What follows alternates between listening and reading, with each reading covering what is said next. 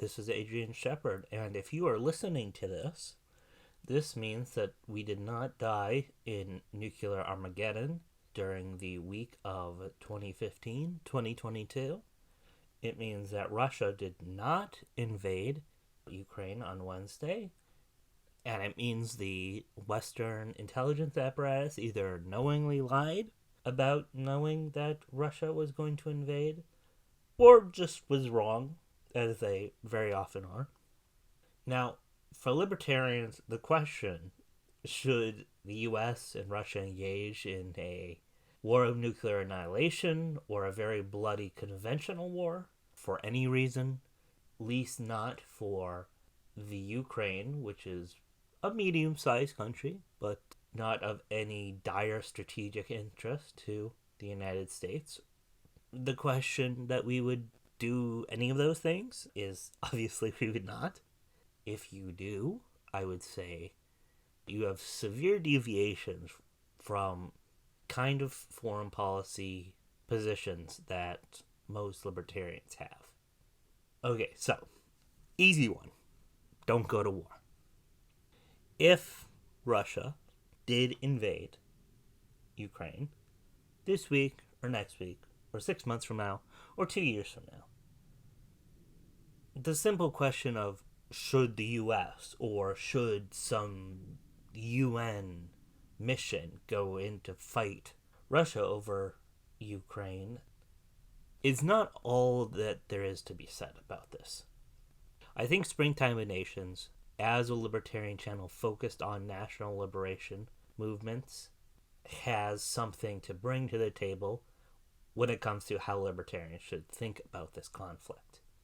Now, Scott Horton at antiwar.com and the Libertarian Institute have done yeoman's work demonstrating why exactly the Western powers are incentivized to antagonize Russia.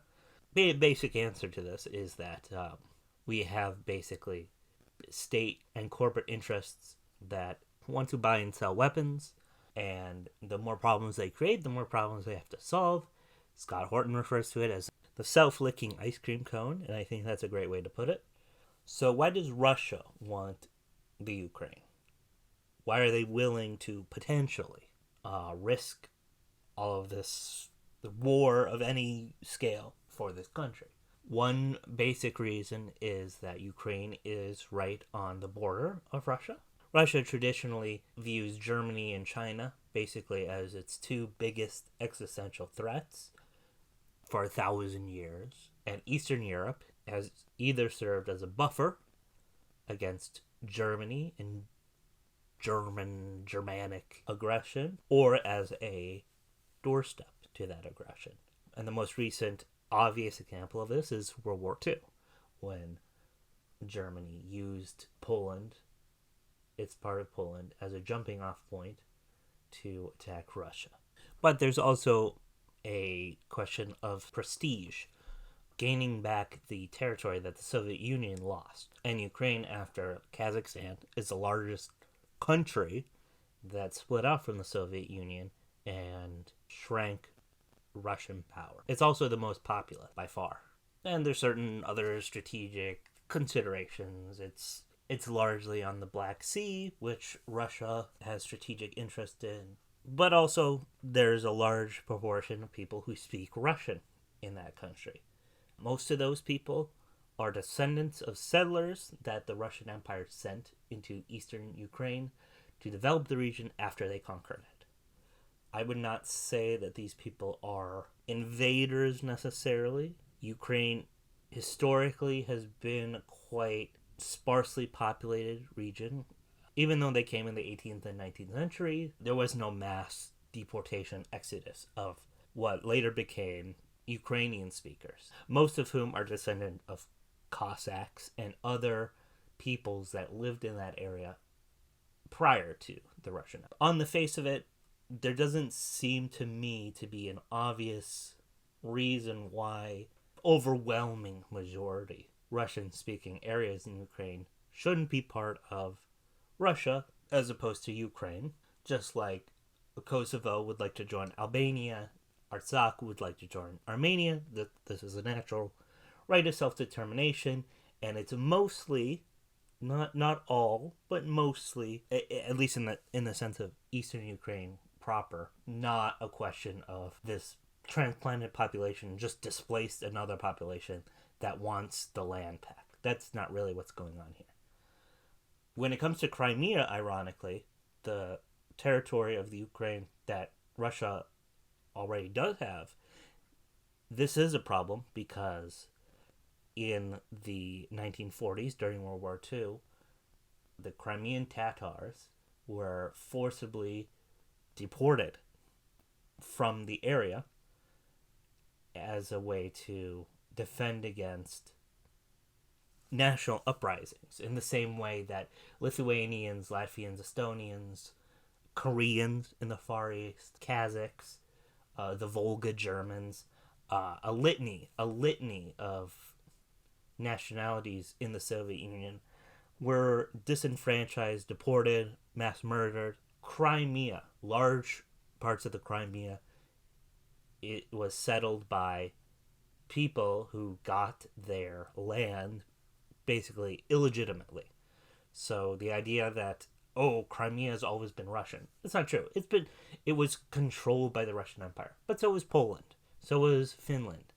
It doesn't actually matter that some empire based thousands of miles away controls some place or other. What matters is, was the land rightfully homesteaded? If not, if it was taken from someone else, can we find the owners? And the Crimean Tatars that exist now, the ones that weren't murdered, weren't killed by starvation, that are all over Eurasia, they belong there. That property is theirs. And so no referendum, no matter even by 90%, is going to allow Russia to have a justification for controlling Crimea. So, it may seem counterintuitive, but I would rather Russia controlled parts of eastern Ukraine rather than them having Crimea. In fact, Crimean Tatars, let's just call them Crimeans because that's really what they are, just like Palestinians are from Palestine, right? Many fled Crimea and joined up with the Ukrainian security forces to prevent Russia from gaining more foothold in the rest of Ukraine, in southern Ukraine specifically. And the Crimeans are just one nationality that has joined the Ukrainians against Russian expansion. Georgians and Chechens, both nationalities that have faced oppression by the Russian government. The Russians in the 90s and then later in the 2000s sought to and eventually did crush an independent Chechen republic. Tens of thousands of people died, many civilians. Georgia was attacked in 2008 by Russia, lost much of its land, which is kind of a similar case to Kashmir, where the land taken, while it does contain a different ethnicity, the reason Russia supported it was to drastically undermine the strategic and economic position of Georgia, those breakaway states of Ossetia and Abkhazia. So both of these nationalities have plenty of reason, in addition to the Tatars, plenty of reason to dislike the Russians and come to Ukraine, basically to defend Ukraine from further Russian incursion. These units are being integrated into the Ukrainian army. The Ukrainian army, speaking of which, is attacked by not only having these nationalities, but also extreme right-wing groups that are not libertarian. Some have been suspected of doing atrocities, and that's bad. If they actually did atrocities, obviously they should face justice. But the fact that they carry Nazi flags, well, this is not a nice thing to do. It shows they're not really the kind of people you want in charge of any governments, and probably not want them to have automatic weapons, although as libertarians, of course, we think everyone has the right to carry automatic weapons. Even so, you could get a little anxious at people that LARP as Nazis, specifically the Azov Battalion Other groups like the right sector, not really Nazis, just extreme right wing, extreme Ukrainian nationalists. Yeah, all these people are bad, and they're integrated into the Ukrainian army. I don't think this is a slam dunk against Ukrainian independence or Ukrainian control of the eastern half of that. Some nominal libertarians or non interventionists like to think it is. The justice of a particular cause is the logical reasoning behind the cause, not exactly the people supporting the cause. And this isn't meant to be a whataboutism thing, but the National Bolsheviks, the Nazbols, are Russian separatist fighters in the Donbass region.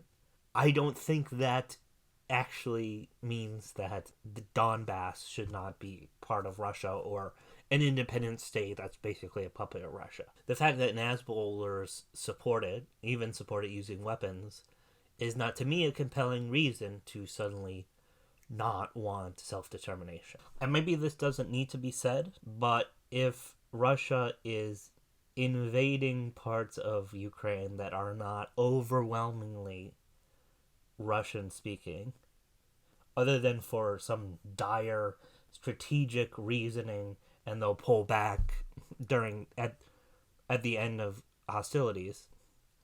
If they are actually going to Kiev, if they are actually going to try to take over the country or change its leader in a way that would benefit them against the wishes of the majority of Ukraine, I would 100% support Ukrainians fighting Russia because of this.